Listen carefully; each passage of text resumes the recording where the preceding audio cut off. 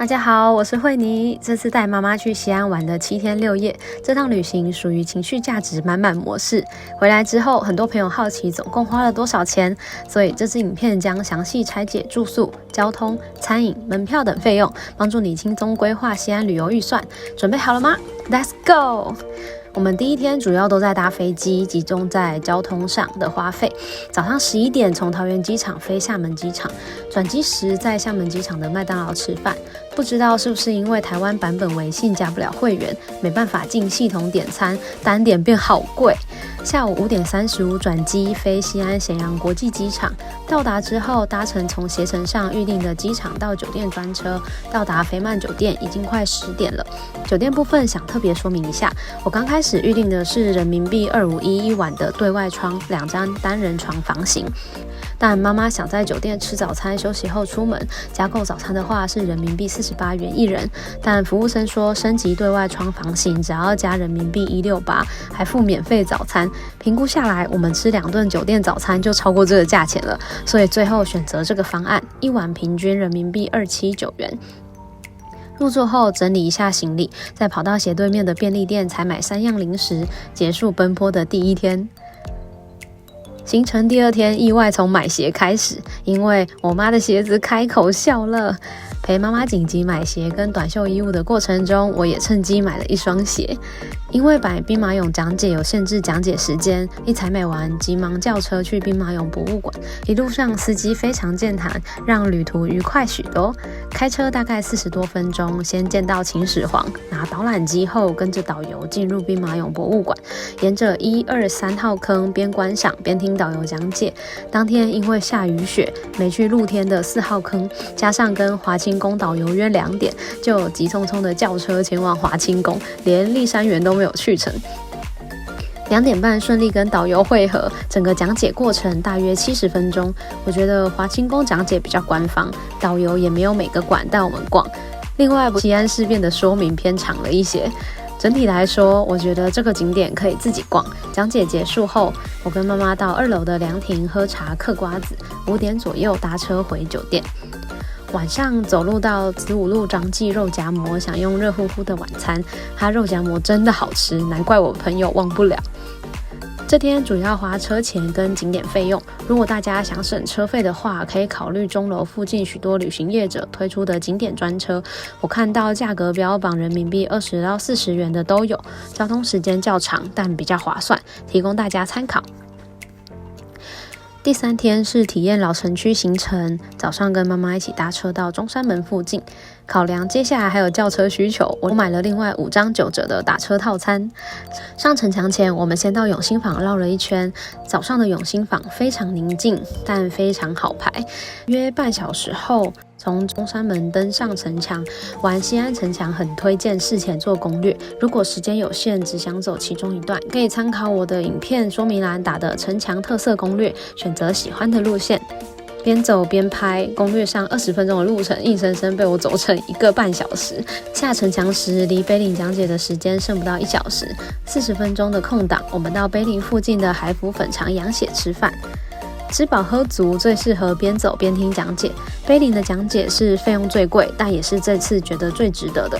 听到好多自己看会看不懂的知识，搭配历史故事，非常生动。结束之后，我们沿着城墙一路走到永宁门拍照，再走到兴庆宫，快速绕了一圈人工美化明显的建筑，就赶快叫车前往窄巷子闪菜，跟朋友会合啦。美好的夜晚，跟朋友聊了3个多小时。饭后到大雁塔、大唐不夜城走走，感受长安的夜生活。大约11点多叫车回酒店。也是这天开始，我正式成为打车系统的 VIP。第4天，这次行程的重头戏来了，妈妈心心念念的汉服拍摄日终于到来。这天完整的开销如下：早上叫车从酒店到于小姐摄影，因为我人比较娇小，跟服装师重新确认了适合的衣服，之后化妆大约1小时，完成后就准备出发前往拍摄地点。因为需要带摄影师、化妆师跟摄影助理一起，一人叫1台车，车费由客人负担。我们选择青龙寺跟兴庆宫拍摄。为了等美丽的夜灯，在兴庆宫走廊聊天，回工作讯息，等到6点半终于灯亮了。拍摄过程非常的迅速，大约30分钟内就结束了。回到摄影工作室之后，档案汇整、调色、挑片，一路到9点半左右结束。过程中没有剁手成功，加购了几张精修照片，用美好的心情叫车回酒店，结束浪漫的第一次汉服拍摄。而第5天是博物馆日，这天终于见识到什么叫知识的力量。去的博物馆都免费，我们早上先到西安博物馆，之后顺着路线去了小雁塔，然后下午搭车前往陕西历史博物馆的秦汉馆。这里展出了许多秦汉时期珍贵的历史文物，2000年的文物能够保存到现在，真的感觉非常不容易。晚上则和另外一位朋友相聚，在开元商城7楼的最美长安用餐，互相道别之后，回到回民街买了一杯冰糖银耳雪梨汁，暖暖胃，再回酒店。旅游的时间总是过得特别快，咻一下明天就要回程了。第6天是我们最随性也最惊喜的一天，从早上到新华书局买书跟伴手礼，度过文青的早晨。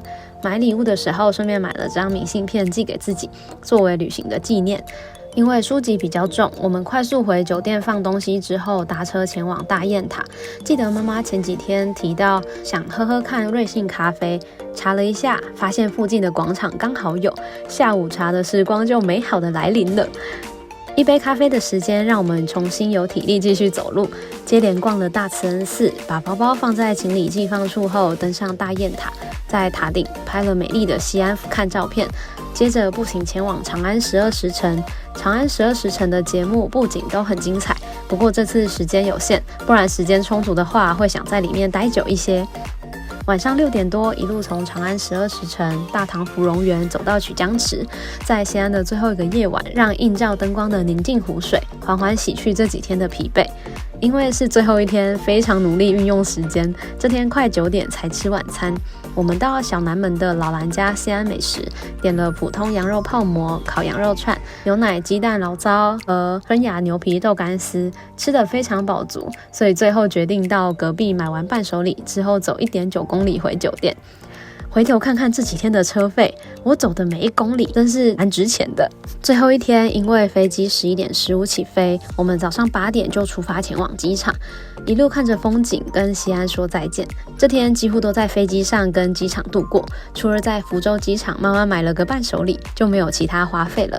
晚上7点45平安到台湾，结束这趟充实的旅程。非常快速讲完每天的行程跟花费后，我现在要来公布5大分类的花费金额跟比例啦。用旅行的时间，也就是3月初的人民币汇率4.52换算的话，各分类花费如下。我7天6夜的总支出是51597新台币，平均一个人的花费是25799，住宿占14.7%，交通占51.3%，餐饮占4.9%，娱乐占20.6%，其他的花费占8.5%。现在复盘，在这次的花费当中，我觉得超值不能省的花费有2个。第一个是汉服拍摄，因为这是妈妈的心愿，加上我也因此拥有漂亮的照片，觉得非常超值。第二个是远程轿车的费用，一方面是因为我们没有车子，加上带着长辈一起，轿车可以让旅行舒适一些。而我觉得可以省下的花费有3个，第一个是华清宫讲解，一个人148人民币的单价偏高了一点，加上内容比较官方，有2-3个点会软性推广其他的消费，整体感受上没有值回票价。第二是短程交通，这次为了让妈妈舒服旅行，几乎行程的转换都是轿车，但计程车费起步人民币10.7元，以当地消费来说是偏高的。如果把短程的交通用搭地铁替代，应该会省下一笔钱。第3是机场餐饮，不知道为什么扫码加不了会员，单点5样东西超过80元人民币，我觉得在麦当劳的消费里面是算贵的，可能自备小点心、只点饮品会比较划算一些。以上是我带妈妈到西安7天6夜之旅的总花费分享。如果你觉得这支影片有帮助，请帮我按赞、订阅或分享给计划去西安的朋友。之后有机会可以看到更多旅行跟语言学习的分享哦。我们下次见。